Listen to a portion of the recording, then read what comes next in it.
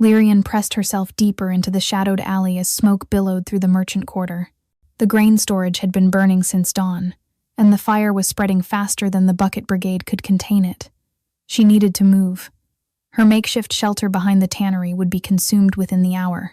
17 years.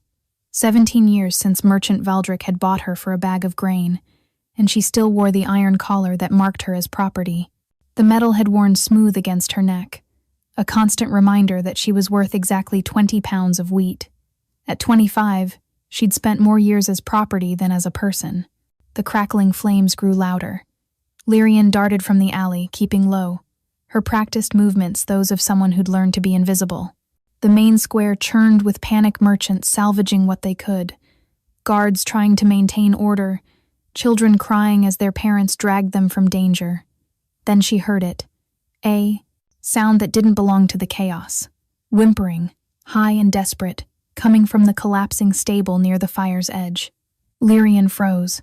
The stable's roof was already catching. In minutes, it would be an inferno. She should run. She was nobody, a purchased girl with scarred hands from years of labor. Saving her own life was challenge enough. The whimper came again, weaker now. "Damn the gods," she muttered, changing direction. The stable door had warped from the heat, jammed shut. Lyrian grabbed a broken cart, spoke and leveraged it open, smoke immediately attacking her lungs. Inside, the darkness was absolute except for the orange glow creeping across the ceiling beams. "Where are you?" she called out, coughing. A response, not a whimper but a growl, young and terrified. Following the sound, she found not a child but a wolf cub, its hind leg twisted in a collapsed stall beam. Its eyes gleamed with an otherworldly luminescence in the smoky darkness, too bright to be natural. A distinctive white crescent marked its chest, a wolf cub, in the merchant quarter, during a fire. Nothing about this made sense, but Lyrian didn't hesitate. She wedged the spoke under the beam, straining against the weight. The cub snapped at her, drawing blood from her palm. "I'm trying to help you, little demon," she gasped, putting her full weight into lifting. The beam shifted. The cub pulled free just as burning debris crashed where they'd been standing. Lyrian scooped up the injured creature, surprised by how light it felt, and stumbled toward what she hoped was the exit. The doorway had become a rectangle of flame. Lyrian clutched the cub tighter and ran through it. The pain was immediate and absolute. Her threadbare dress caught fire. She rolled in the dirt, smothering the flames, still protecting the cub with her body. When she finally stopped moving, her back was screaming, her lungs were raw, and the cub was pressed against her chest, alive. "You're safe," she whispered, then noticed something extraordinary. The cub's injured leg was already healing. She could watch the bone straightening beneath the fur, the wounds closing like time moving backward. And its eyes, those luminous eyes, held an intelligence that made her stomach drop. "What are you?" she breathed. A shadow fell across them both. Lyrian looked up to find herself surrounded by massive wolves, each one larger than any wolf should be. They stood in perfect formation, their eyes all holding that same supernatural glow, watching her with an intensity that felt almost calculating. The cub in her arms made a soft sound, and the largest wolf, black as midnight with a scarred muzzle, stepped forward. It lowered its massive head toward her, sniffing at the cub with its white crescent mark, then at her burned hands. Then it did something that shattered Lyrian's understanding of the world. The wolf's form rippled like water. Bones cracked and reformed. Fur receded. Where a wolf had stood, a man, now crouched naked, powerful, and impossibly beautiful. His hair was black as his fur had been, falling past shoulders marked with the same scars, but it was his eyes that held her frozen still, holding that ethereal light, still inhuman, still watching her with predatory intelligence. "You saved Thorn," the man said, his voice rough, as if rarely used. "You burned for him." Lyrian's mouth opened, but no sound emerged. The other wolves were changing too, men and women rising where beasts had stood, all naked, all watching her with those moon-touched gazes. The man reached toward her collar, his fingers stopping just before the iron. "A slave?" he said, and something dangerous flickered in his expression. "Yet you risked everything for one of ours." "I don't. I don't understand, Lyrian managed. He smiled then, revealing canines slightly too sharp to be human. You will. The world tilted sideways. The pain from her burns, the smoke in her lungs, the impossibility of what she was, seeing it all crash together.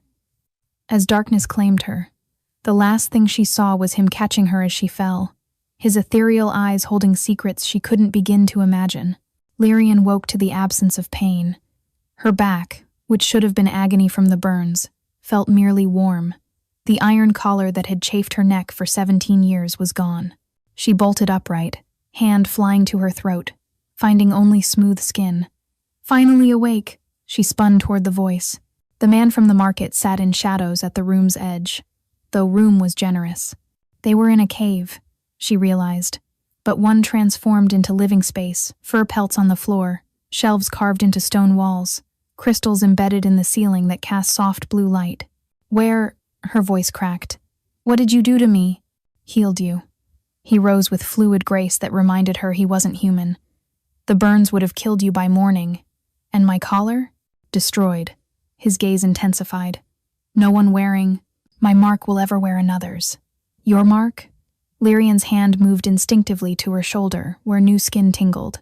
In the crystal light, she could see it a crescent moon scar where the worst burn had been, but it was too perfect, too deliberate to be natural. A protection, he said. Nothing more. Unless what? Instead of answering, he moved closer. Even in worn leather pants and nothing else, he carried himself like royalty. I am Kale, he said, Alpha of the Shadow Moon Pack. The cub you saved, Thorn, is my brother's son.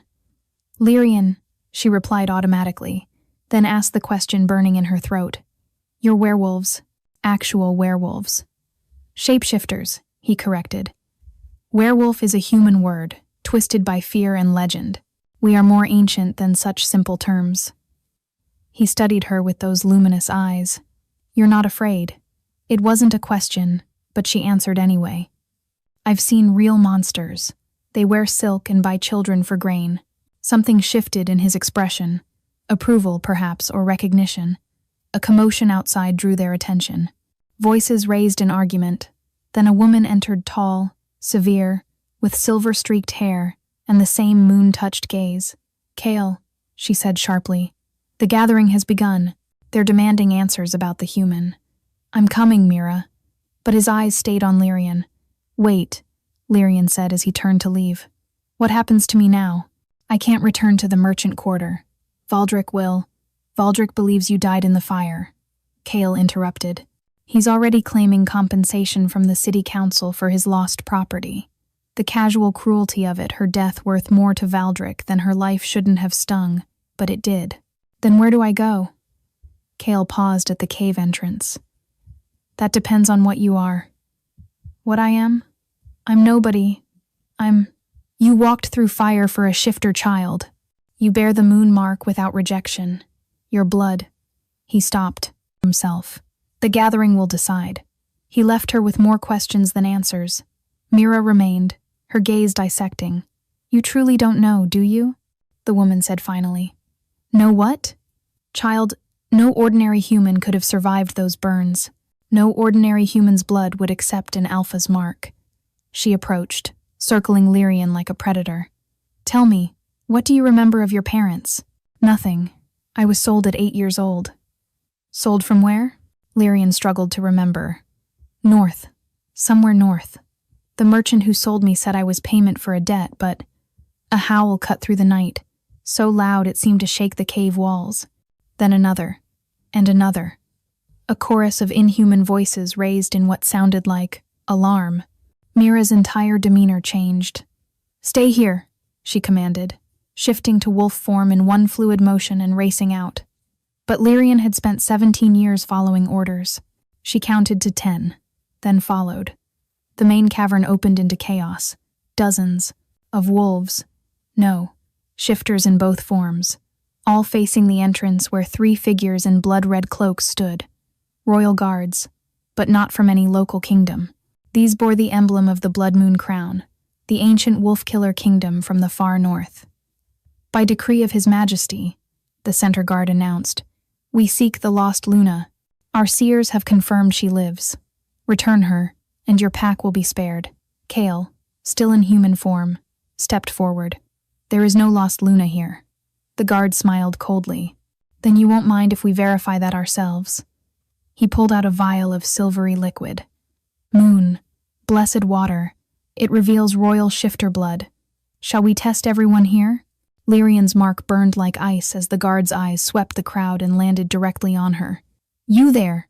The guard called out, his eyes locked on Lyrian. Step forward. Every shifter in the cavern turned to stare at her. Kale's expression was unreadable, but his body had tensed like a wolf before striking. She's human, Mira said quickly, moving to block Lyrian. A refugee from the fire, nothing more. The guard's smile widened. Then the moon-blessed water will prove it harmless to humans, after all. He uncorked the vial, and the scent that emerged made every shifter step back. It smelled of silver and starlight, of winter moons and ancient magic. But to Lyrian, it smelled of something else entirely. Home. It smelled like home she'd never known. No, she whispered, but her feet were already moving forward, drawn by something deeper than thought. Kale caught her arm. Don't, he said low enough that only she could hear. Whatever you are, whatever you're feeling, fight it. But the guard was already moving, flicking drops of the silvery water toward them. Where it hit Kael's skin, nothing happened. But when a drop landed on Lyrian's scarred hand, light exploded from her skin. Not painful, but overwhelming silver-white radiance that filled the cavern and sent everyone stumbling back. Her collar's absence suddenly made sense. The iron hadn't just been removed, it had been suppressing something all along. Through the light, she could see her skin changing. Scars she'd carried for years were vanishing. Her matted, roughly cut hair was growing, transforming to silver white that matched the light pouring from her. And on her forehead, a mark was appearing, a lunar symbol that blazed like captured starfire. The lost Luna, the guard breathed, dropping to one knee.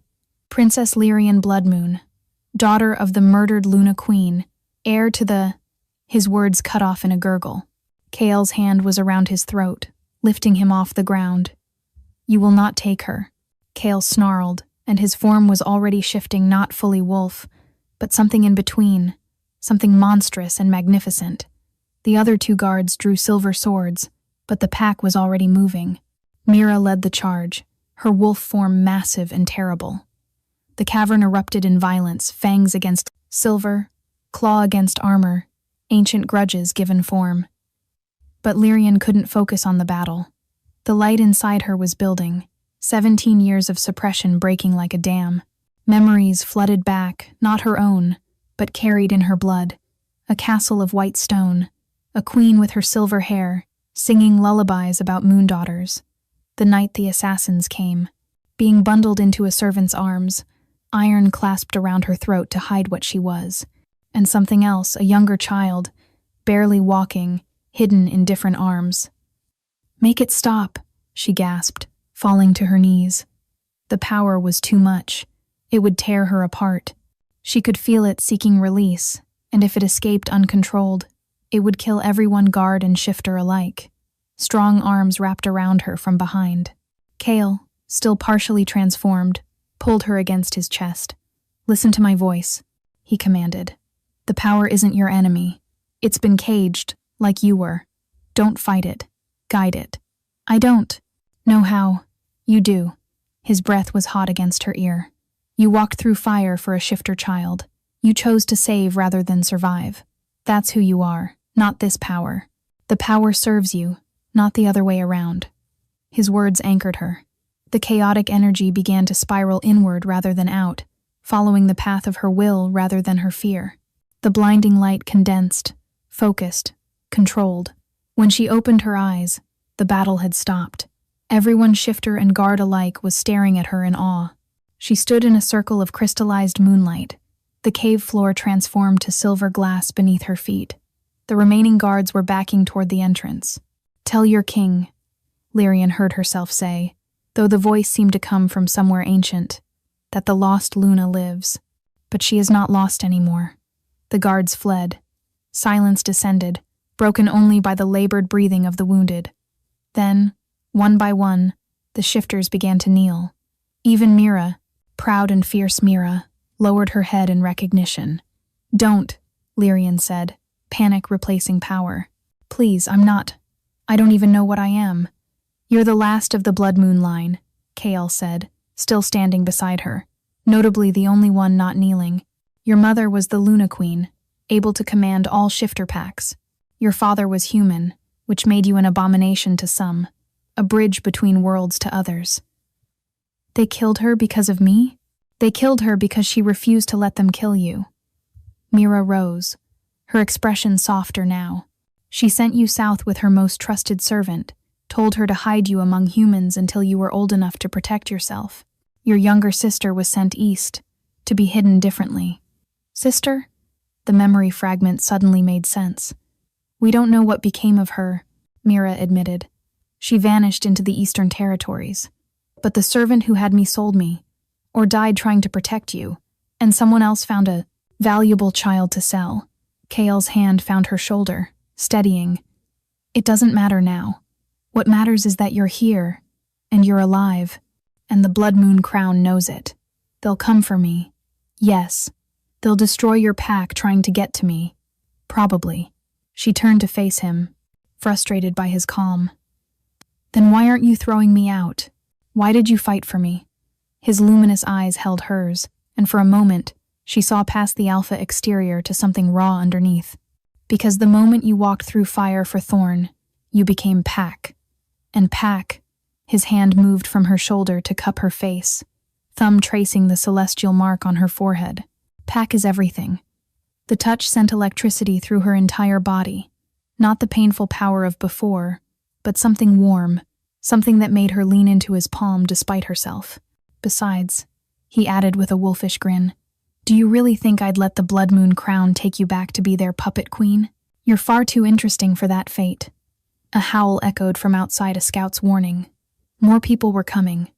"We need to move," Mira said urgently. "The deeper caves—" "No," Lyrian interrupted, surprising herself with the authority in her voice. "I'm done running. I've been running since I was 8 years old." She looked at the assembled pack, these strangers who'd fought for her, then at Kael, who still hadn't removed his hand from her face. "Teach me," she said. "Teach me what I am, what this power means, and when they come again," the lunar symbol on her forehead pulsed with cold fire. "When they come again, we'll be ready." Kael studied her for a long moment, then smiled a real smile, not the predatory grin of before. "As you wish, princess." "Lyrian," she corrected. "Just Lyrian." "Lyrian," he agreed, and somehow her name on his lips sounded like a promise, a claim, and a challenge all at once. Another howl, closer now. The pack tensed, ready to fight or flee at their alpha's command. But Kael's eyes never left hers. What does the lost Luna command? The title should have felt wrong.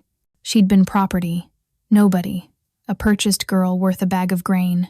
But standing there, surrounded by warriors who'd bled for her, power singing in her veins, a wolf king awaiting her word. "We prepare for war," she said, and every wolf in the cavern howled their approval to the moon. The training ground was a natural amphitheater carved into the mountain, lit by the pre-dawn sky. Lyrian's muscles screamed from 3 days of combat training, but Kael showed no mercy. "Again," he commanded, circling her in human form while she struggled to maintain her defensive stance. "I need a break," he lunged. Not with a wolf's speed, but fast enough that she barely dodged, stumbling backward over the rocky ground. His hand caught her wrist, spinning her around until her back pressed against his chest, his arm across her throat in a hold that wasn't quite threatening. "The Bloodmoon Guard won't give you breaks," he said against her ear, his breath making her shiver for reasons that had nothing to do with the mountain cold. "They've been hunting you for 17 years. When they come, I'll have power," she interrupted, trying to ignore how her body fitted against his, how his heartbeat felt through her back. "Power you can't control is worse than no power at all." He released her, stepping back. "Show me your light." Lyrian closed her eyes, reaching for that silver fire within. It came eagerly, too eagerly. Light erupted from her skin, wild and undirected. Kael grabbed her shoulders, grounding her. Focus, he ordered. The moon doesn't burn everything it touches. It illuminates. It guides. Be the moon.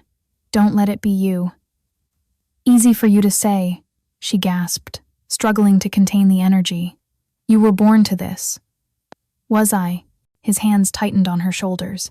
I was bitten at 15, turned against my will by a rabid shifter. Everything I am, I had to learn through pain and failure. The admission shocked her enough that the light flickered. She opened her eyes to find him watching her with an expression she'd never seen before, vulnerable, almost tender. You were human? Once. He released her, the moment passing. Mira found me half dead, taught me control, just as I'm teaching you. Before she could respond, a young shifter burst into the amphitheater. Iris, one of the scouts. Alpha, she panted. Merchants in the valley. They have captives. Wolf children. Kale's entire demeanor changed, predator rising to the surface. How many? 6 children, 4 merchants. They're heading to Valdrick's compound. Lyrian's blood turned to ice. Valdrick's compound? But he thinks I'm dead. He survived the fire and rebuilt quickly, Iris confirmed. He's expanded his trade. Says he's collecting exotic animals for the northern kingdoms. He's selling shifter children, Lyrian breathed. Then, louder, we have to stop them. We will, Kale said, already moving. Gather the pack. No. Lyrian surprised herself with the command. Let me go. Both Kale and Iris stared at her. I know Valdrick's compound better than anyone, she continued. I know every secret passage, every guard rotation from my years there. Absolutely not, Kale said flatly. You can barely control your power. Then come with me. She stepped closer to him. Just us. A full pack will be noticed, but 2 people? We can get in, free the children, and get out before... A child's scream echoed up from the valley, carried on the mountain wind. Kale's control shattered. His form rippled, wolf rising to the surface, then forcing it back down. When he spoke, his voice was more growl than words. Fine, but you follow my lead. They descended the mountain as the sun set, Lyrian in a borrowed cloak, Kale shifting between forms as needed. The rebuilt merchant compound squatted in the valley, higher walls than before, new iron gates, but the same stench of misery Lyrian knew too well. The servant's entrance, she whispered, leading him to a section of wall. Same weak point as before. They slipped through into shadows that reeked of memory. Every corner held ghosts of her past, the post where she'd been disciplined, the courtyard where she'd slept with the dogs. Focus, Kale murmured, sensing her distress. The children were in iron cages, 6 wolf pups huddled together, too exhausted or terrified to maintain human form. The single guard was drowsing at his post. Then Lyrian saw who was examining the children through the bars, and her control nearly shattered entirely. Valdrick. Older, wealthier, but unmistakably the man who'd owned her. He was poking at the pups with a stick, making notes on a ledger. The northern lords will pay triple for young ones, he was saying to another merchant. Easier to break, easier to train. Though I had one once, little silver-haired thing never could fully break her. Still have the scars from where she bit me. He laughed. Should have killed her when I had the chance. Probably dead in that fire anyway. Rage, white-hot and absolute, flooded through Lyrian. The crescent brand on her forehead began to burn. No, Kale whispered urgently. Not yet, but it was too late. Valdrick had noticed them, his piggy eyes widening in shock. You, he breathed. You're supposed to be dead. I saw the burnt collar in the ruins. Disappointed? Lyrian stepped into the torchlight, letting her hood fall back. The silver-white hair he'd always forced her to cover with ash now gleamed like starlight. Guards! Valdrick shrieked. Guards! They came running, a dozen men with crossbows and silver-tipped bolts. Kale shifted instantly, massive wolf form positioning between Lyrian and the weapons. The Grain Girl lives, Valdrick sneered, gaining confidence with his guards present. And she's brought a pet. Kill the wolf, but take her alive. She's worth a fortune to the Bloodmoon crown now. The guards raised their crossbows. Time slowed. Lyrian saw the bolts release, saw Kale bunch his muscles to leap, saw death coming for them both. and the moon answered her fury. The silver light that exploded from Lyrian wasn't the wild, uncontrolled burst of before. This was focused, purposeful, protective. It struck the crossbow bolts mid-flight, disintegrating them to ash. The wave continued outward, and when it hit the guards, they collapsed, not dead, but unconscious, their weapons clattering uselessly to the ground. Valdric stumbled backward, his face purple with terror. Witch! Monster! Monster? Lyrian advanced on him, her entire being radiating that cold silver light. You bought an 8-year-old child for grain. You worked her until her hands bled. You put her in cages with animals when she displeased you. You were property. You were nothing. I was never nothing. The lunar symbol on her forehead blazed brighter. I was the lost, Luna of the Bloodmoon line, and you put a collar on me like a dog. She raised her hand, and Valdric rose with it, suspended in silver light. His face went from purple to white as he finally understood what stood before him. Please, he whimpered. Mercy, like the mercy you showed those children. Her power pulsed, and the cages holding the wolf pups shattered. They tumbled free, immediately running to Kael, who herded them protectively behind him while maintaining his wolf form. Lyrian.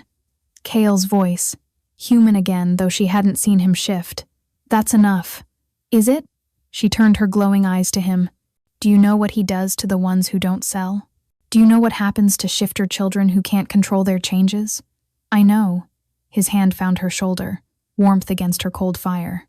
But if you kill him like this, in cold blood, you become what they say we are. Monsters. The light around Valdric flickered as she wrestled with her rage. He deserves... Yes, Kael agreed. But you deserve better than to be his executioner. And these children need to see mercy, not more violence. For a moment, the courtyard hung in perfect balance. Lyrian's justified rage, Kael's steadying presence, Valdric suspended between justice and mercy. Then voices echoed from beyond the walls. Many voices. Armed voices. The city watch, Valdric gasped. They'll kill you all. Lyrian dropped him. He crumpled to the ground, gasping. Run, she told him. Run far and fast, and never trade in lives again.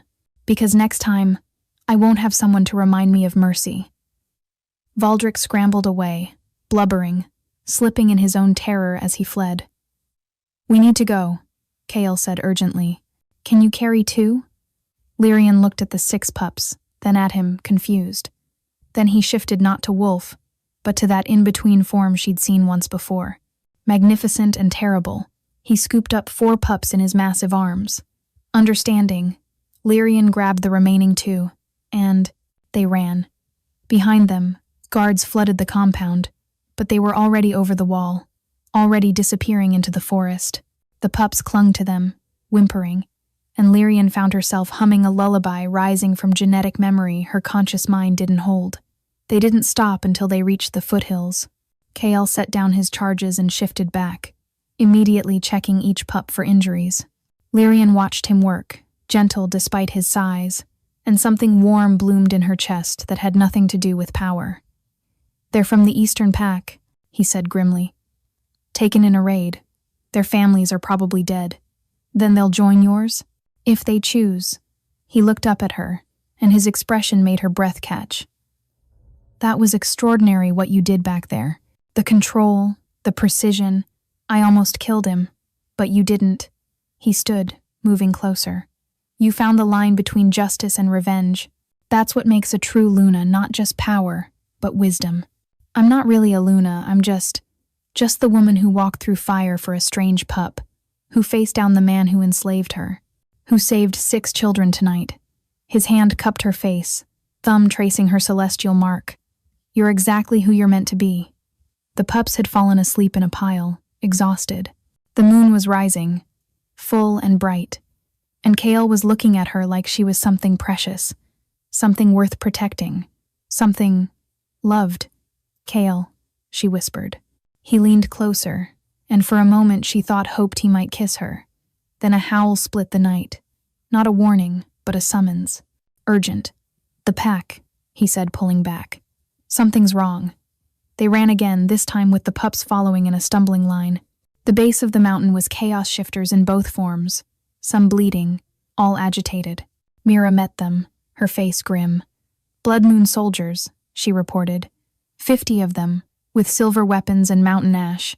They've made camp at the valley's entrance. Demanding? Kale asked. The Luna.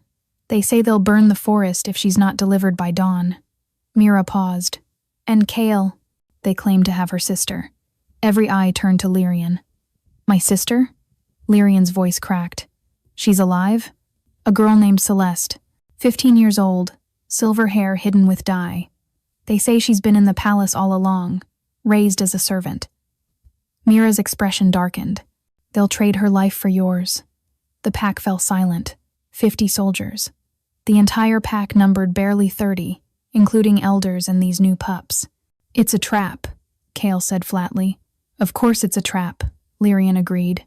But if there's even a chance she's real, that she's been trapped there because of what I am, then we get her out, Kale said, surprising everyone. But not by sacrificing you. How? The palace is a fortress. Not during the Bloodmoon festival, Mira interjected thoughtfully. 3 nights from now. The palace opens to all for the Payton celebration. Masks, costumes, even shifters could walk among them unnoticed. It's still dangerous, someone argued. Everything we do now is dangerous. Lyrian turned to address the pack. But I'm done being reactive. If they want to play games with innocent lives, then let's change the rules. She looked at each pack member in turn. We go to the festival, but not in secret. We go as ourselves, publicly, peacefully. Let the common people see that we're not monsters. That's insane, someone whispered. That's brilliant, Kale countered, understanding lighting his eyes. They can't attack us publicly without revealing their own brutality. And if this sister exists, we find her and offer her the choice my mother never got. Lyrian finished. Another howl echoed from outside a scout's warning. They're moving, Mira reported. Surrounding us from all sides. Kale shifted partially, scenting the air, his expression darkening. Not just soldiers. They brought hunters. The packs. Fear was palpable. Hunters, elite killers trained specifically to track and destroy shifters. How long until dawn? Lyrian asked. 6 hours, Mira answered. 6 hours to find a miracle. Lyrian's mark pulsed, and with it came a memory from her bloodline, a desperate night, surrounded by enemies, and a choice between surrender and something else. Something dangerous. Something no Luna had attempted in generations. The Luna's call, she said suddenly. Every shifter went rigid. That's a myth, Mira said carefully. Is it? Lyrian looked at Kale. Tell me about the Luna's call. He was watching her with something between awe and terror. Legend says a true Luna can call all shifters to her aid.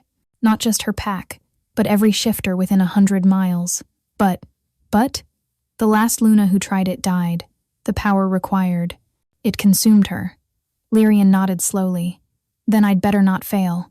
She walked to the cavern's center, ignoring the protests behind her. The moon was directly overhead now, its light streaming through the cave's openings. Lyrian, don't... Kale started. Do you trust me? She asked without turning. Silence. Then, quietly. With everything. She smiled. Then let me save our family. Lyrian raised her arms to the moon and opened herself completely to its light. The power flooded in not just her own, but something older, deeper. The voice of every Luna who'd come before. The call that erupted from her throat wasn't quite a howl, wasn't quite a scream. It was primal, commanding, undeniable. It rolled across the mountains like thunder, through the valleys like wind, into the bones of every shifter who heard it. And they answered. The first response came from the east, a lone howl that multiplied into 5, then 20. From the north, an entire pack's voice raised an answer.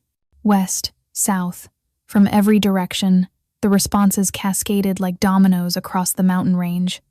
Lyrian stood at the epicenter, silver light pouring from her in waves.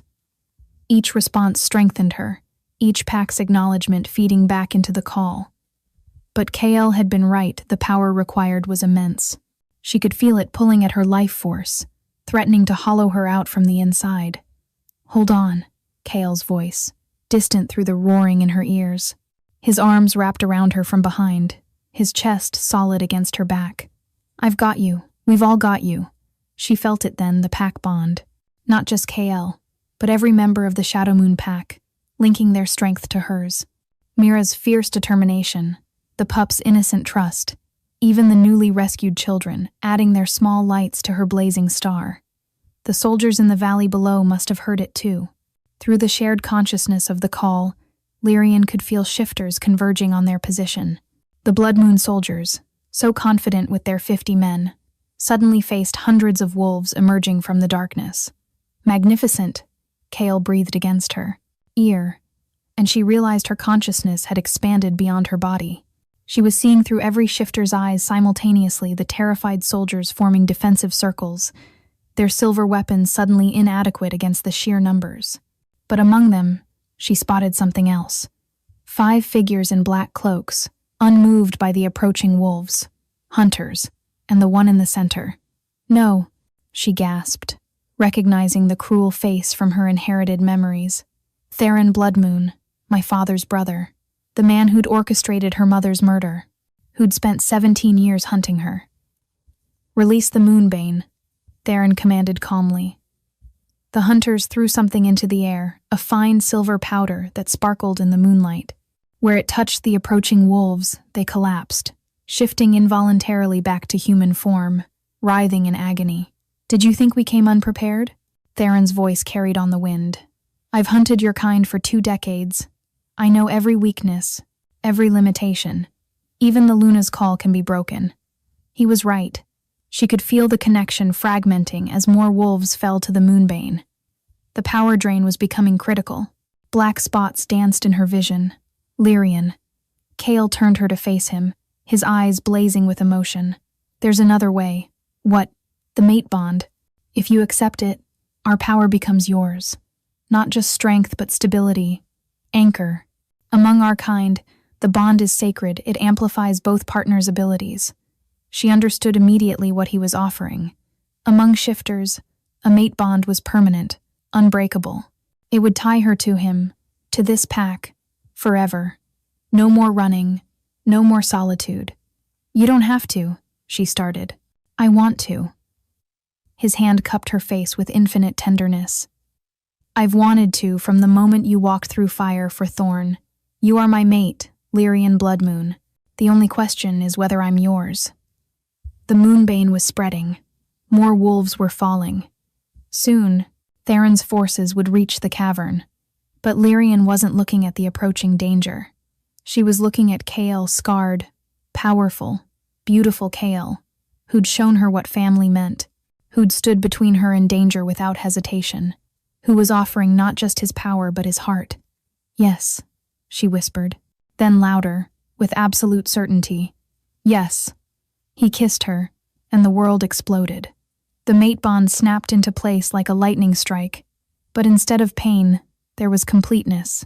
She could feel him, not just his physical presence, but his soul. His wolf recognized her wolf, except she didn't have a wolf. She had something else, something that had been sleeping, waiting for this moment. Her form shifted not to wolf, but to something unprecedented. A being of pure moonlight, retaining her human shape, but transformed into living starfire. The Moonbane that had been creeping toward them evaporated at her touch. The fallen wolves rose, healed by her light. "Impossible," Theron breathed from the valley. "You killed my mother," Lyrian said, and her voice echoed from every wolf throat simultaneously. "You hunted me for 17 years. You've terrorized our kind to near extinction." She descended from the cavern, not walking but floating, her feet barely touching the ground. The assembled wolves parted before her. Kael followed in his hybrid form, magnificent and terrible as her guardian shadow. "You're an abomination," Theron spat, drawing a blade that gleamed with poison. "Half-breeds should not exist. I am not half anything." She raised her hand, and Theron rose with it, suspended as Valdric had been. "I am whole.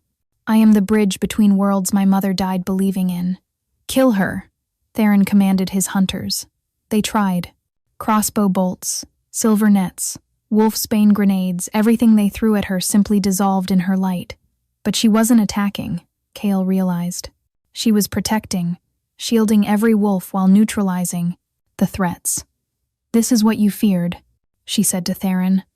"Not our violence, but our unity. Not our beast nature, but our humanity." She set him down gently, and his legs buckled. Around them, his soldiers had dropped their weapons, overwhelmed by the impossibility of fighting hundreds of shifters led by a living moon. But then Theron smiled coldly. "Did you think I came with only one card to play?"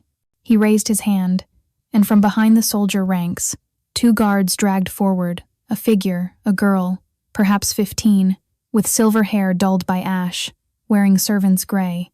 Her hands were bound with iron, but her eyes, those were their mother's eyes. "Celeste," Lyrian breathed. "Your sister," Theron confirmed. "Raised in the palace as a servant, never knowing what she was. The iron kept her powers dormant, kept her human. But blood tells, doesn't it?" He pressed a knife to Celeste's throat. "Stand down, or she dies." The assembled wolves growled, but Lyrian raised her hand for silence. "Sister?" Celeste's voice was small, confused. "I don't understand." "You're the second daughter of Luna Queen Seraphina," Lyrian said gently. "You're my sister, and you're about to discover what you truly are." With a gesture, the iron shackles on Celeste's wrists shattered. The suppression lifted, and Celeste gasped as 17 years of dormant power awakened at once. But something unexpected happened. Where Lyrian channeled pure moonlight, Celeste's transformation was different.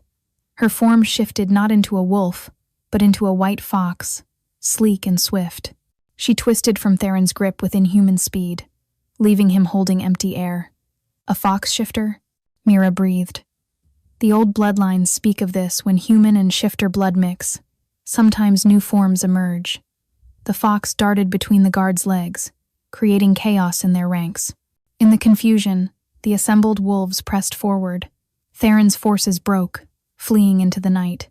"This isn't over," Theron snarled as he retreated. The crown will hear of this," Lyrian interrupted. "They'll hear that the lost Luna lives, that she commands hundreds of packs, that she offers peace to those who accept it and war to those who don't."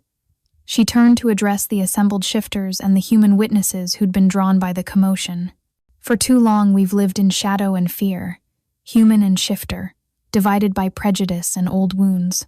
But we are all children of the same moon, the same earth. Today, that changes."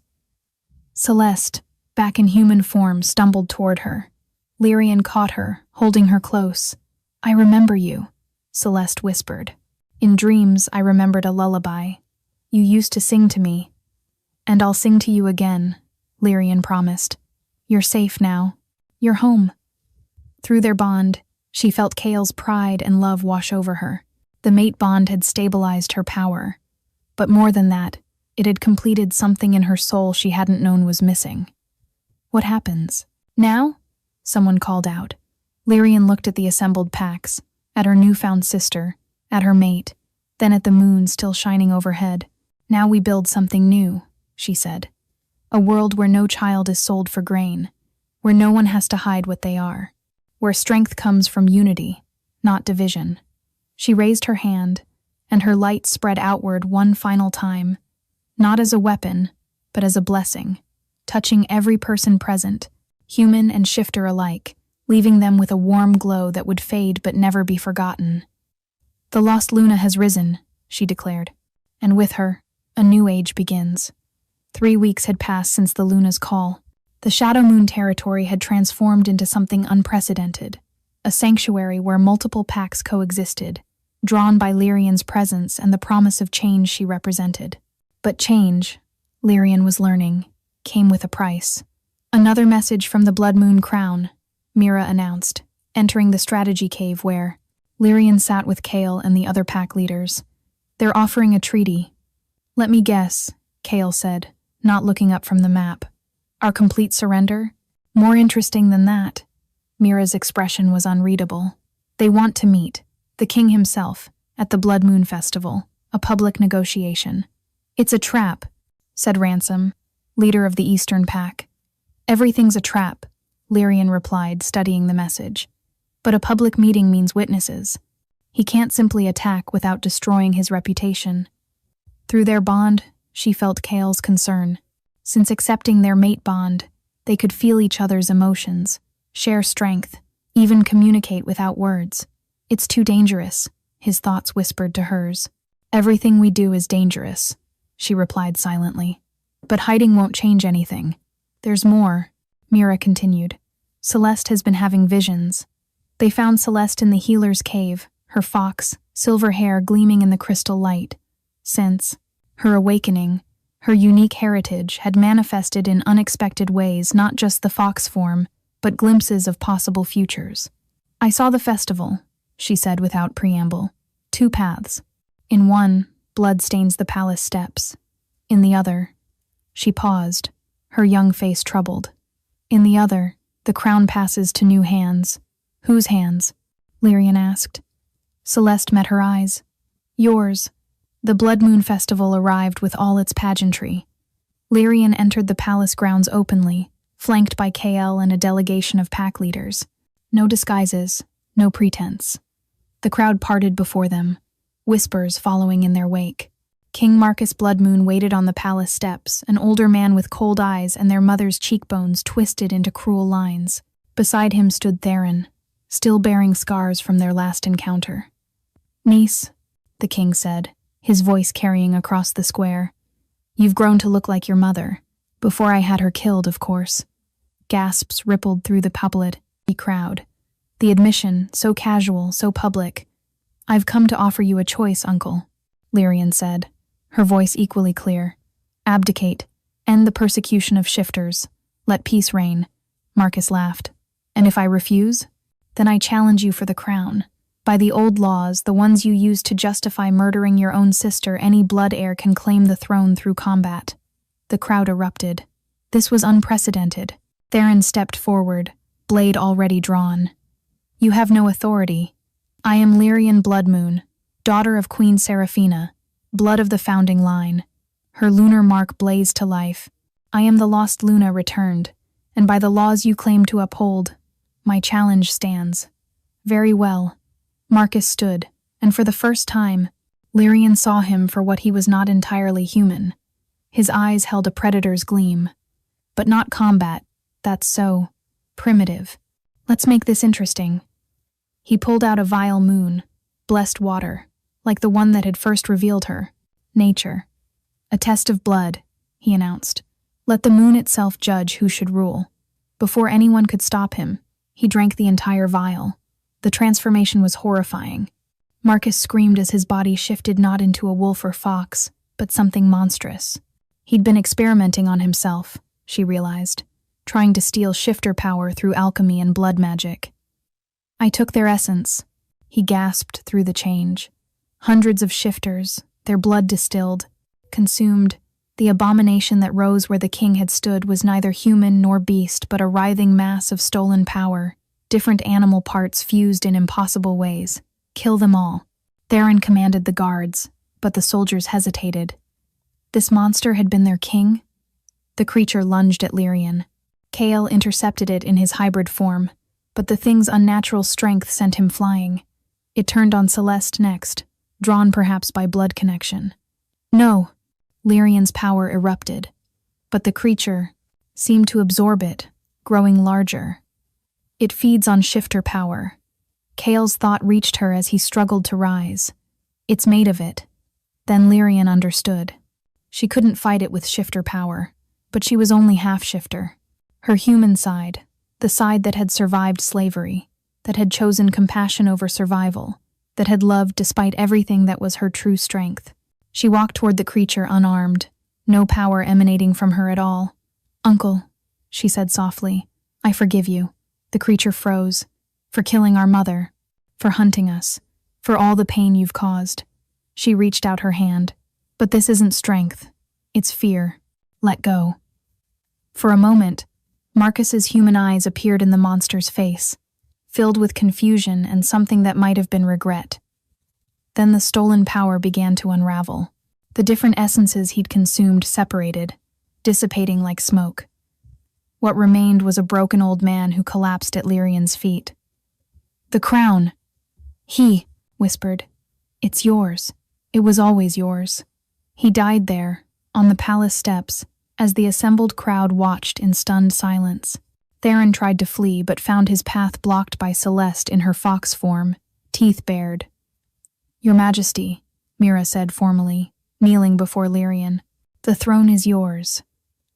One by one, the crowd followed suit, human and shifter alike, kneeling before the lost Luna who had returned not with violence, but with mercy.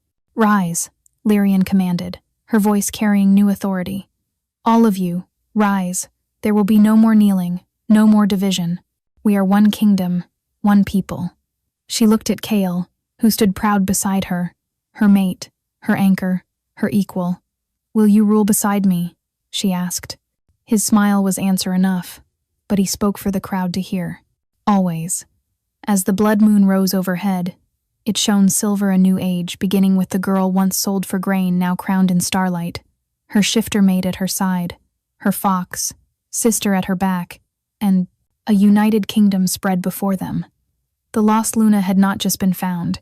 She had found herself, and in doing so, had shown everyone, human and shifter alike, that they were never truly lost at all.